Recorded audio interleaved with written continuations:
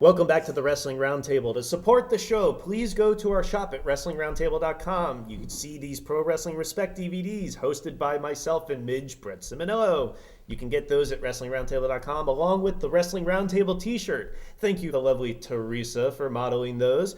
And beyond that, if you want to get anything on Amazon.com, you can do that through our Amazon store. All that is at WrestlingRoundtable.com. So we just ended our season this past year a little before November, and November was the 5th anniversary of Eddie Guerrero's death.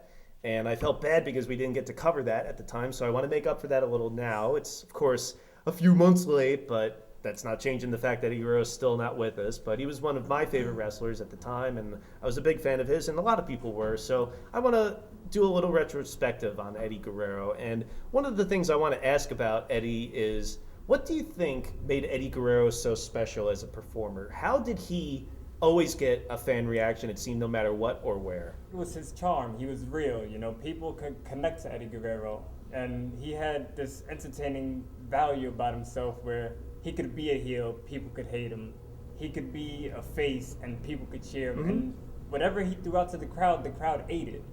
Yeah, I used to describe him as Eddie Guerrero is magic. Because it just seemed like no matter where or what he did, when he first showed up on Nitro, just plain white jacket Eddie Guerrero, people cheered or hated him or whatever. Then, of course, years later, he's got the Cheech-Chong accent and whatever. And even as a heel, people liked him so much, that's what made him into a face and one of the biggest Latin stars they ever had. Yeah, Eddie Guerrero never had an over-the-top gimmick. He never needed something. He always came out, maybe himself, but the volume turned up a little bit. Mm-hmm. There's something always about Guerrero, and his matches, too. He always put so much effort into his matches. You never saw him do anything lazy. He always put his body on the line every single night to get a rise out of the fans. He had lucha libre style wrestling, but he also... I mean, he started in Mexico. Exactly. That could transition well when he faced guys like Angle and Benoit and Dean Malenko, shoot-style wrestlers. Mm-hmm. He could match up well with anybody. I think that's what made him He was versatile. Yeah. No matter whether it was a fellow cruiserweight or a huge guy, he managed to get a pretty much good match out of everyone, and I don't think he ever phoned it in. Like Shawn Michaels and like Owen Hart, maybe even Rey Mysterio, he was a high flyer who was also technical. Mm-hmm. He could really make you believe everything he did. And there's so few guys who could do that, and the 4 guys I just named are huge. Are still huge. Even Owen Hart, after 10 years later, we still love him. Mm-hmm. We still think he was a great wrestler. And all the guys we still think are great. So it shows you, like, when you can do those two, when you can do that, you're always going to be remembered. But those are smaller type guys. And we've talked a lot about drug abuse and deaths on this show. And I think it's very interesting and telling that a lot of, and especially the WCW cruiserweights, I mean, there's a huge difference when you see a lineup of He Who We Do Not Speak Of, Mysterio, Guerrero, Kidman, and how much bigger they got a few years later when they went to WWE. Not a coincidence. But why did they do that? That's what interests me the most, the psychological reasoning behind it. Do they do it so Vince McMahon and the other people who like that shit will get into it and be believable, quote unquote? Because my thing on it is the fans, I don't think they give a shit. Are Eddie Guerrero and other cruiserweights that people really like Mysterio, whoever, proof that size doesn't matter? Because I bet you, if you listed every reason why the fans loved Eddie Guerrero, the fact that he could barely put his arms down by his sides towards the end of his life wouldn't be at the top of the list. Yeah, I'm pretty sure for us that's the case, but if you look at Mr. McMahon and how he wants his wrestlers to look, he wants Eddie Guerrero to match up with Triple H. You know, he doesn't want the skinny, high-flying. As crappy as that sounds, that's pretty much what he wants, and that's what he gets out of his wrestlers by any means necessary. But are they killing themselves just to be a star for a little bit? Like, you see He Who We Do Not Speak Of in Guerrero at the end of WrestleMania 20, and the author of Ring of Hell had a great line in his book about it, how these guys finally proved the critics wrong and it only cost them their lives.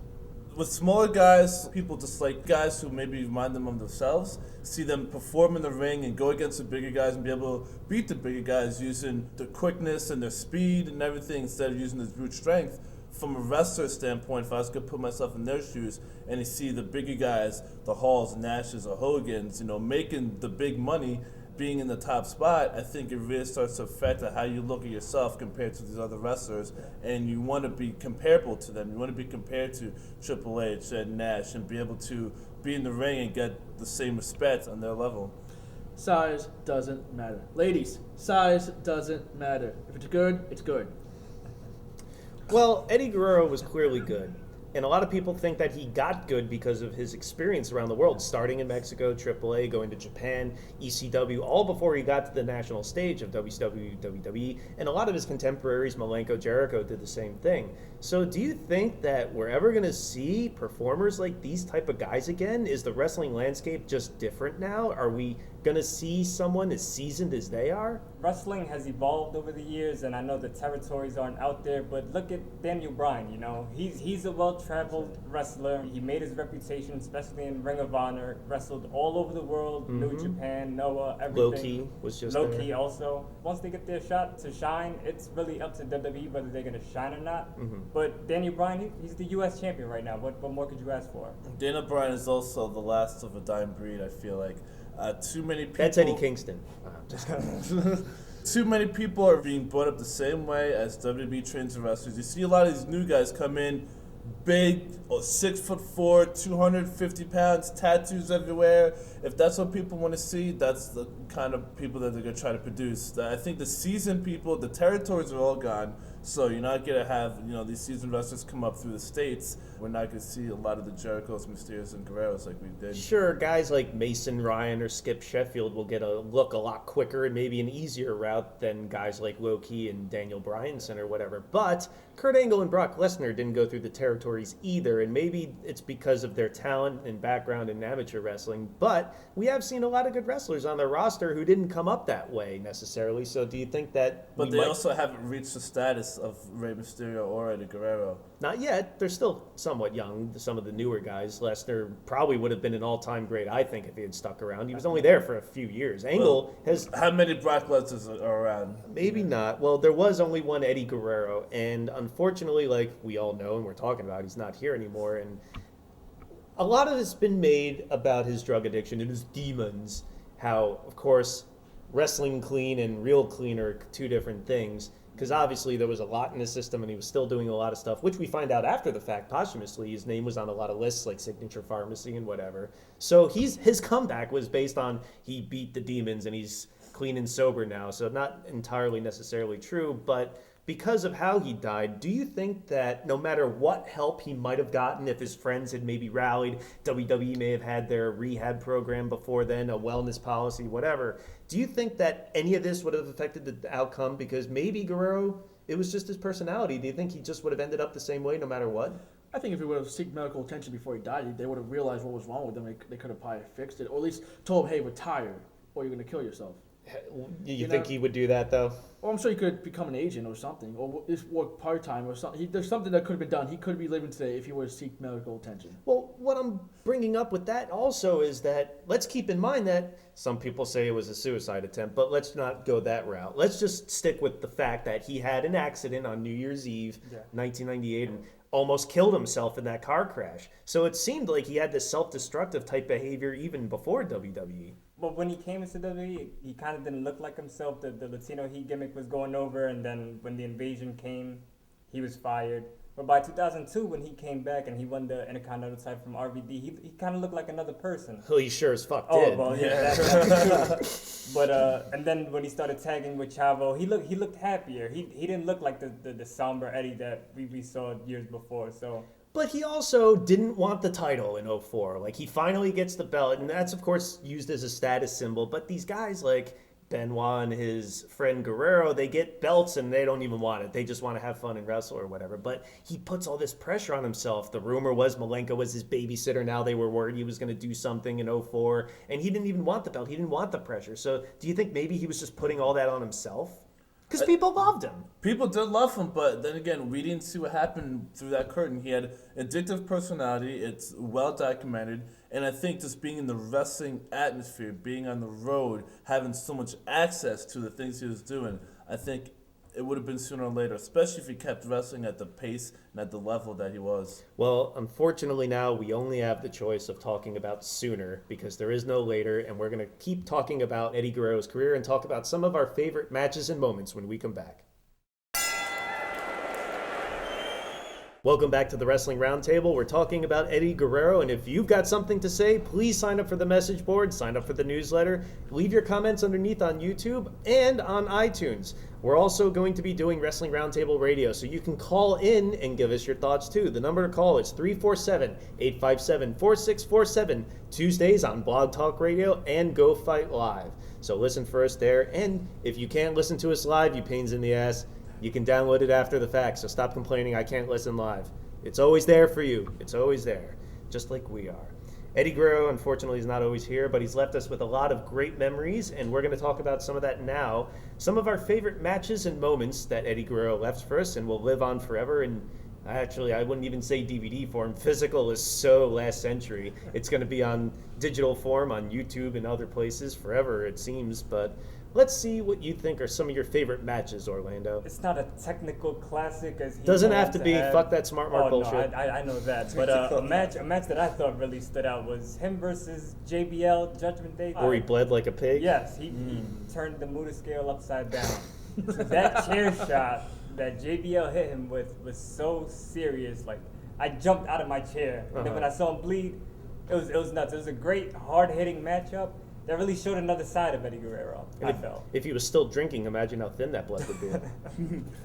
Versus Benoit at WCW Who? Worldwide in 1995. Chris Benoit, right? Chris Benoit, the name you love so very much, the name that you look up to. This was one of the Actually, first it would be down to it. This is one of the matches that really caught my attention. Great introduction. It was the first time I really saw these guys. It really showed potential of WCW and the great matches they could put on top of the great storylines that are going on at the same time. This really was probably one of the first matches where I was like, wow, that was sick. The way these guys moved together, the chemistry they had, the counters and everything, just probably one of my favorite matches, and really a hidden gem. They also had a great match in the opener of Vengeance 2003 for the U.S. title in their finals for that tournament, and that was the first SmackDown-only pay-per-view. What a way to start it off, a classic. 2 out of 3 Falls match against Dean Malenko in his ECW farewell match. I can't tell you who won, and I don't care. It was so good, didn't even matter. It was also the end of a series of matches they had. Yeah. And I think Summer Heyman tried recreating that, because you always hear about the Malenko Guerrero Classic, and I think he tried getting those out of the Mike Awesome and Masato Tanakas or the RVD and Jerry Lynn. Just Incredible. Right. I think he tried always recreating that, and I don't think you could. That magic was caught Nobody once. could. Yeah. Nobody could. But of course, his big win over Brock Lesnar for the title is an undisputed classic, I think. There, again, a variety of opponents. This time, he's getting thrown around by this huge monster, and it was a great classic moment, which they always edit out the Goldberg interference, but that didn't even take away from it. It was still a fine match in and of itself. The matches he had with Kurt Angle in 2004 were classics at WrestleMania 20 and SummerSlam 04. I think SummerSlam was the better matchup. I liked it, but I didn't like that Eddie Guerrero lost, because the whole thing with the first one, you could make an argument that it was kind of sneaky. It was still a good finish, but in 04, when he couldn't cheat, then he lost. You know, it didn't make him look the greatest, but it was still a great match, no matter what. And of course, we have to mention, as we have on this panel numerous times, the Mysterio match at Halloween Havoc. Unbelievable. I watched that over this morning, and what a matchup. You really see Mysterio work before the knee surgeries, before the special workouts. Chicken and rice. The chicken and rice. The way this guy moved and the way these guys both wrestled that match was unbelievable. Like, physical, like, impossible. I'm like, this guy's crazy. They tried recreating that a few years later with the whole stupid Dominic angle in WWE, and they never quite were on the level. Maybe it's because of all the weight they put on, but that ladder match they had at SummerSlam that was a good match. That was but good. even the WrestleMania match, they didn't quite recreate that magic at all. And no, go ahead. And that match, not only do I think is one of the best lucha style matches ever, I think it's one of the best wrestling matches ever, period. Yeah. They hit everything. The form was perfect. The intensity, the stipulation, title versus mask in great lucha tradition. If you look at the match, the aggressiveness of Eddie Guerrero trying to keep the title, and he was ripping the mask off of Rey Mysterio, and Rey Mysterio kept trying to grab the mask to keep it on. Everything just worked out in that match. Everything clicked. Joe Schubert reviewed WCW Sold Out 97 for our website recently, and that had the ladder match with 6, and people really liked that too. Standout match of the show, but also the same night as the Iron Man match between Angle and Brock in September 03 on SmackDown, Los Guerreros beat the world's greatest tag team for the tag belts in yet another classic. And those two things alone, a ladder match and a tag match, just show the versatility that this guy had and was able to make classics against not just all types of opponents of different sizes and shapes, but also different stipulations and match structures. But let's move on to some of our favorite moments. Maybe some of those matches produced some of those moments that stood out, like Eddie Guerrero winning the title. That was a great one, but a moment that stuck out to me was WCW Nitro 98, Eddie Guerrero's promo talking about Eric Bischoff. The genesis of the LWO, yeah. The LWO. Hey, you know what? It was goofy, but I kind of like the idea that it was based on a real life thing. The luchadors are upset and they're all banding together against it. It was a cool idea. But his promo, it felt real. With the cup of coffee. With the cup of coffee. Eric, you don't have to throw your coffee at me. I'll do it myself. And he left with his bag. And everybody in the audience, they're kind of crapping on it or whatever, but they kind of got a feeling that this was real.